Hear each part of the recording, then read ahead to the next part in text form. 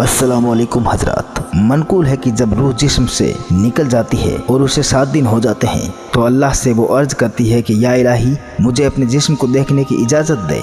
तो अल्लाह तबारक व तआला उसे इजाज़त देता है कि जा तू अपने जिस्म को देख ले।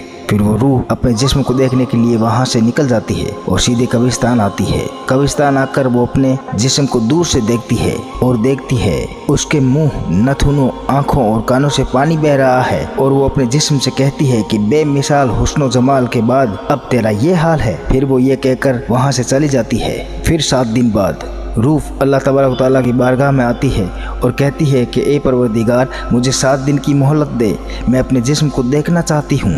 फिर उस रूह को इजाज़त मिल जाती है और वो दोबारा अपने जिस्म को देखने के लिए कब्रिस्तान पहुँच जाती है। वो देखती है कि मुंह का पानी खून, आंखों का पानी खालिश और नाक का पानी खून बन चुका है। तो उससे कहती है अब तू इस हाल में पहुंच चुका है। ये कहकर वो रूह परवाज कर जाती है। फिर 7 दिन बाद इजाज़त लेकर उसी तरह दूर से देखती है तो ये हालत होती है। आंखों की पुतलियां चेहरे से ढलक चुकी है, पीप कीड़ों में तब्दील हो चुकी है, कीड़े मुंह से दाखिल होकर नाक से निकल रहे हैं। तब वो जिस्म से कहती है तू नाजो नेम में पलने के बाद अब इस हाल में पहुंच चुका है। अल्लाह तबारक तआला से दुआ है कि हमें तमाम गुनाहों से बचाए, नमाज पढ़ने की तौफीक अता फरमाए, आमीन। अगर ये वीडियो आप सबको पसंद आए तो लाइक शेयर सब्सक्राइब जरूर कर दीजिएगा। मैं आपका दोस्त फारूक मोहम्मद। अल्लाह हाफिज।